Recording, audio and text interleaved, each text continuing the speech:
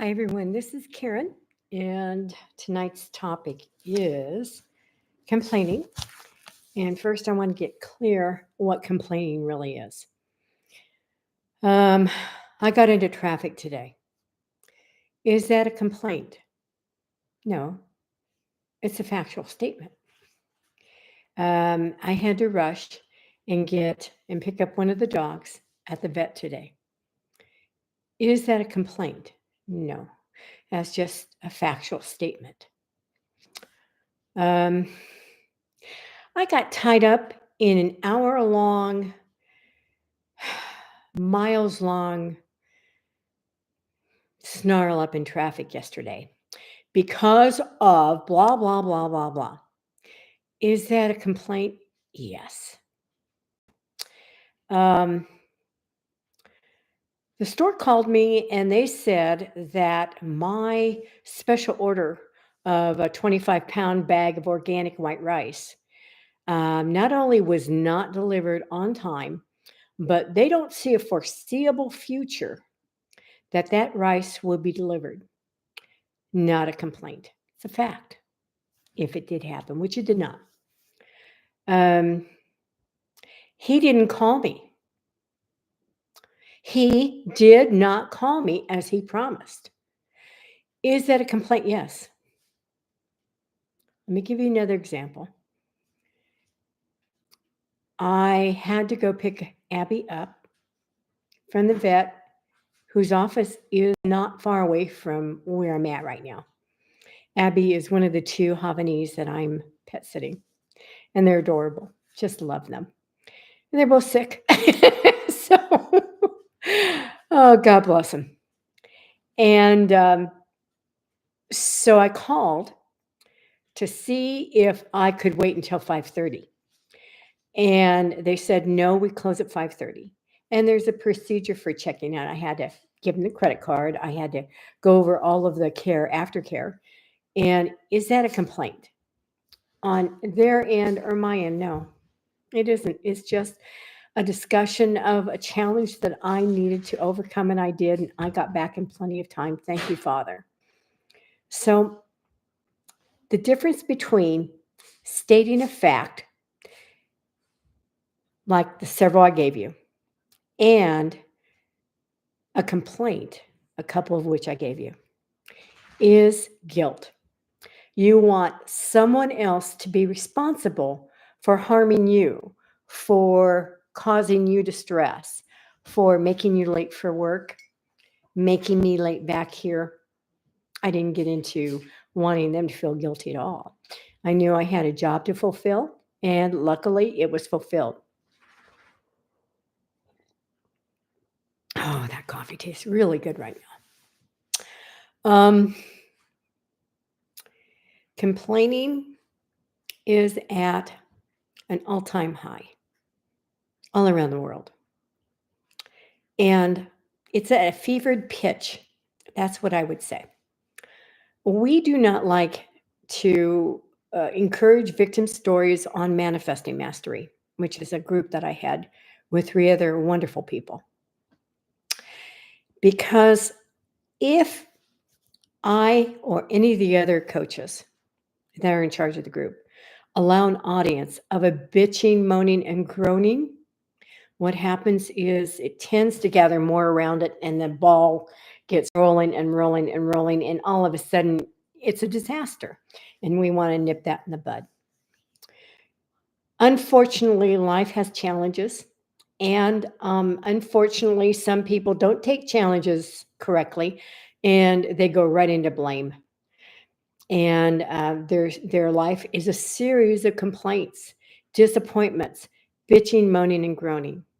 They complain as a way of communication. That doesn't mean you don't see the other side of them, that they truly are reaching out for love. They don't know how to receive it. Well, they receive it by giving it, but they're so embroiled in their dialogue within themselves with their ego that they're not wanting to, break that flow because it's so normal. Um, The worst thing that you can do is join in. If they're talking about their husband, who they're disappointed in, then, hi, gnarly. Then what I want you to do is back away from the conversation. Don't get involved. Exit the scene if it gets too heated and you don't want to participate in that vibration and you like her husband. As a person, he's a kind, gentle man, and he wouldn't hurt a flea. I'm using that as an example. Leave. You do have that choice. There's nothing that you can do when somebody's on a rant or a rage. Okay? Take it from someone who does get that way sometimes. Leave the room. Let me calm down. Where's the nearest pot of soil I can put my hands in? That's my current passion right now, growing.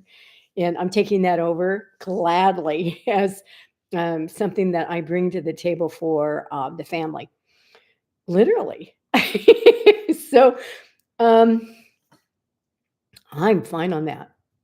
I had such a joyful experience planting sweet potatoes that can't be moved because it's filled. This container is filled with soil, heavy watered down soil with sweet potatoes. And I asked Janet to come and move it. She's got great arms. She can outlift me by 10 times. She couldn't lift it. I just laughed. I thought it was so funny. Finally, I found something that she couldn't lift. And did I complain about? No, not at all. It stayed out and it got cold last night. And maybe I don't have sweet potatoes. I have more inside that are giving me slips. So I can plant those and grow sweet potatoes. Did I complain about Mother Nature dipping down? No. It's what happens in Idaho during these next couple of weeks. It seems like this is the way it is, and I just have to go with the flow and the punches, Guaranteed. If you plant something, it's going to drop down in temperature for 20 degrees the next day. Am I complaining? No, I'm not. I'm stating a damn fact. Those who live in Idaho know the truth. So let's get back on to complaining then. It's really a way of getting attention. Me, me, me, me, me, me, me, me, me, me, me, me. All they would have to do is shut up and just hold this sign up saying me. And you'd get the message and you'd give them attention and tell them how wonderful they are, I hope. Maybe give them a book on law of assumption. Maybe not. Probably not, because they're too embroiled in the payoff for complaining. And there are quite a few people, a large percentage, just complain. They are our other selves, and they are reminding us how awful it feels when we are complaining, when we are downright complaining, like I was yesterday. And Janet was trying to get me out of it. No. I was going to take everybody down. Thank you very much. And I did. I did. Oh, I did. So I get there too. But I get there a lot less than I used to. And I take this to another level. Any thoughts I think that are complaining or dissing another, I count those. And I have those. And so what I am committing myself to is 100 days of doing my damnedest best at not doing that. And when I do, turn it around. That erases it. And so you don't have any duns against you and you carry on. And I also have a 100-day course, Complaint Free Me. $125, 50, or if you cannot swing all that money at once, $50 down, $25 a week for 3 weeks in a row. I make it pretty darn easy for people to get right with themselves. And that's what I'm all about. And in them getting right, they teach me, because every tidbit I send in my 14 courses, I take it personally and I work with it. I think it's wonderful. So I spent hours in the morning, uh, not only helping others, but helping myself because after all, I haven't reunited with Christ yet. I've got a long way to go. And that's not false humility. That's really assessing myself. But I am a hell of a lot better than I was a couple years ago and even last year. And I've added a lot to my life, and it's wonderful. So that brings up other challenges, other complaints, and you work through it. So bitching, moaning, and groaning, and dissing other people, talking trash has got to be stuff that you just dump. Dump on the side of the road each and every time that you want somebody to be guilty for your experience. That's what complaining is. And so what you do every time you get started down that road, which is led by the ego, what you want to do is shut your mouth right then and there. Don't complete the sentence. Laugh. Say, "Oh my God, that's that really almost took me down that rabbit hole, that dark rabbit hole. And who knows when I would come up." Just do your best to stop it and laugh about it and carry on. Okay. And find out why you wanted somebody to be guilty for your experience. Well, isn't that silly? It's very disempowering when you want to blame someone for your experience in a complaint. It's very disempowering when you talk trash about someone else. You're only seeing yourself, a part of you didn't want to admit to, played by an actor in your script, this other person. And you got to watch it, guys. You really do. It's not making you any happier. It's not resolving anything. Now, if I was sitting down at a wonderful restaurant and I was thought, okay, I want this salad for dinner, and I say no croutons, please, and only vinegar on it, as an example. And so they bring me this magnificent salad, and it's just grown in the restaurant's organic garden. Oh gosh, that sounds I'm mouth watering, and it's dead of summer, and it was 100 degrees out. So this is magnificent. You know, that the wonderful heirloom tomatoes on top, three types of lettuce, celery, onions. I mean, I just love salads like that. And they put a creamy dressing on it, and I specified no, just some vinegar, or if you don't have vinegar, then what I'd like is some lemon. So I contact the nearest person asking for our server to be sent back, and I let them know the mistake, and they apologize, which of course is common but isn't necessary. And I asked them to make me another one this time, maybe lemon wedges on the side. And they immediately went and got me another one. Was that a complaint? No. It was going to the person who could do something about a situation that was not correct. That's all it was. So you've got to understand what a complaint is and what it is not. Anytime, again, I'm going to go back to that. Anytime you want somebody to be responsible for something bad happening to you, it is a complaint, and you talk about it or you think about it, that's a complaint. Okay. Anytime you say something that you didn't like, just so that it can be corrected, or else to tell somebody, I don't like, um, I don't like my plants not being watered when I'm gone for 3 weeks, as an example. Then that's fine. I had to handle a situation yesterday. Janet wanted to stay out of it. Okay, fine. We paid quite a bit of money for our backyard to be redone, and it was done incorrectly.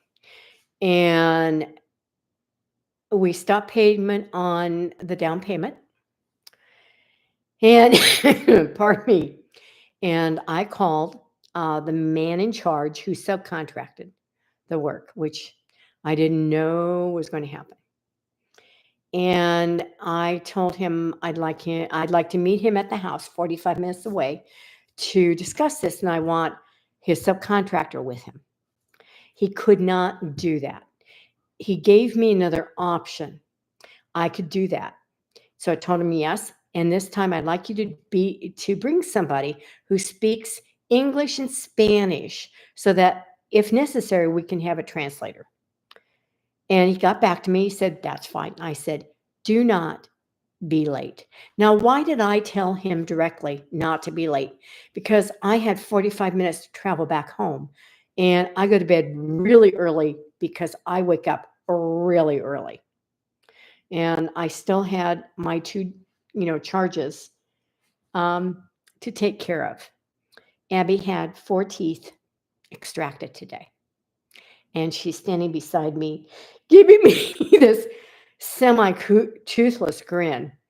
And she's kind of out of it. She had pain pill before she came home, and she's standing there going, she's so cute.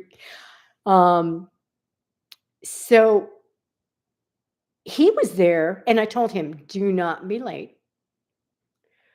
And he was there 5 minutes early.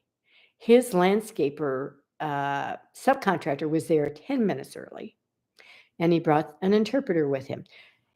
And I had no scenario in my mind where this was going to work out good for anyone concerned.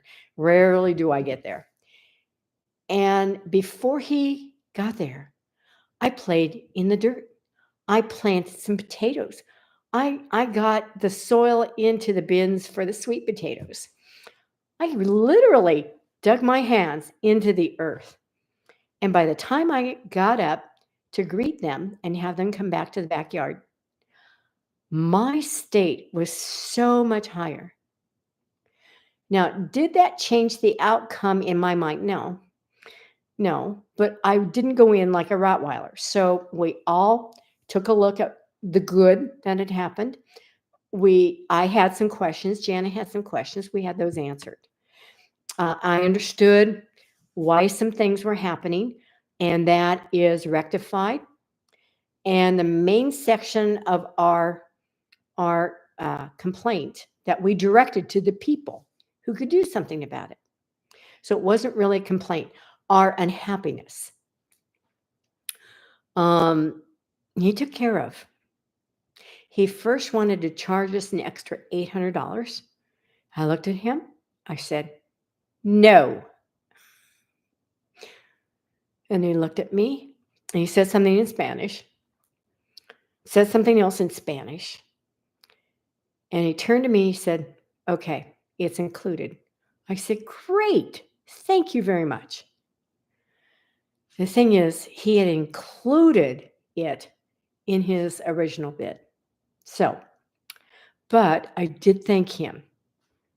And they left. They're going to be back a week from Saturday to complete the job to our satisfaction, or else they're going to come back and see again what needs to be done. None of that was complaining. I directed our unhappiness to the people who could do something about it. Found out some things that we needed to learn, and I told Janet, and it was fine.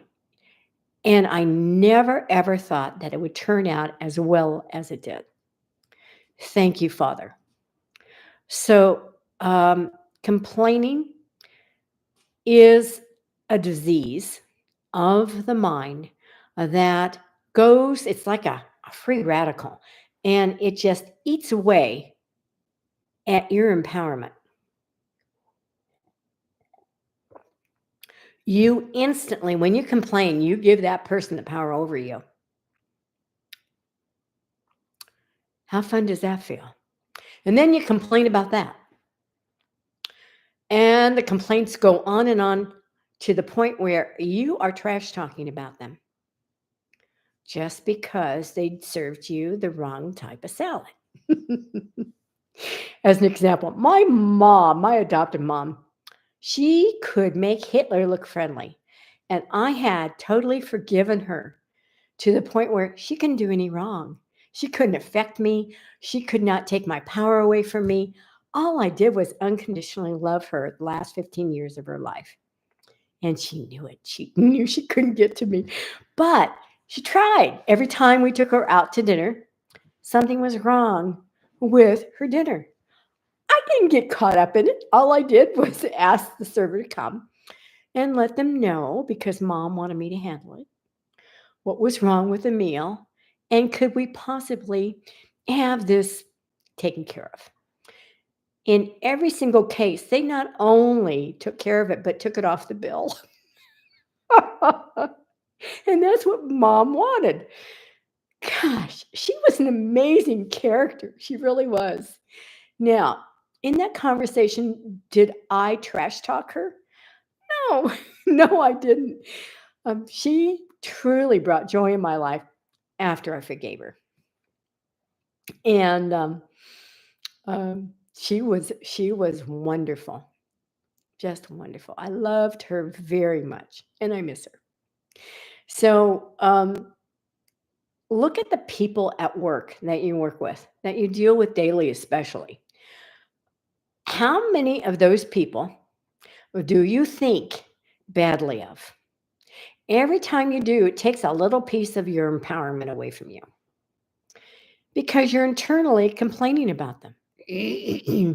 What I would recommend is that you do the cure and you start with a clean slate with them, and you go and not make amends, but you live in the state of having made amends with them, not by changing them at all. Don't revise anyone except yourself, but perhaps see how they are mirroring a part of you since it's upsetting you to be around them. And maybe they're not mirroring you directly, but they might be triggering a part of you you don't want to bring out. So there's this tug of war. Okay. In my case, those situations are when someone is wanting me to bring out more of my certainty and for me to jump. Okay. I can attract narcissists faster than anything when I am standing on the edge of jumping. And that's all I have to have. 2 seconds with a narc and I jump. I don't even check if I have a parachute. I always land on my feet and I'm stronger for it. And I thank them for coming into my life. So seeing people as they are does not change them necessarily. And it doesn't make them go away from you. You just work with it the way that you see that they are. You do not complain about them. The moment you start complaining verbally or in your mind, you're lost. Roll it back.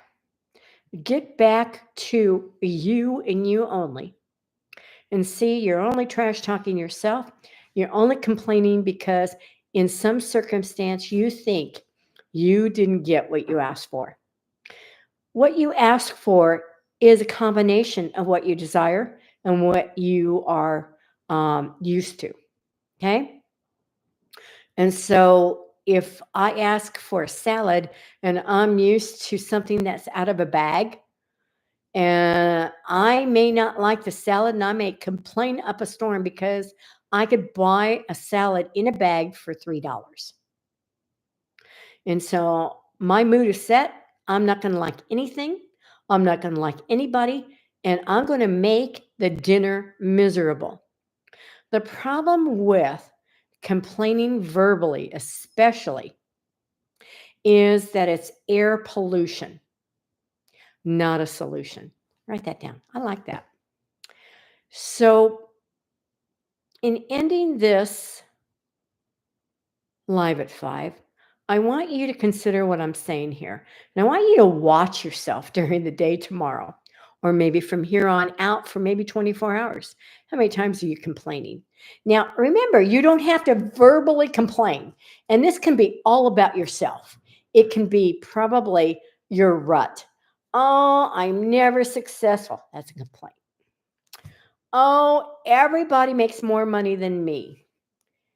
That's complaints. Oh my God, everybody gets a better position in life than me. That's complaint. So watch your internal dialogue with yourself also and stop complaining. Look at what you do have. You might be a model with a perfect body. Well, I'm not. And that's not one of what I want.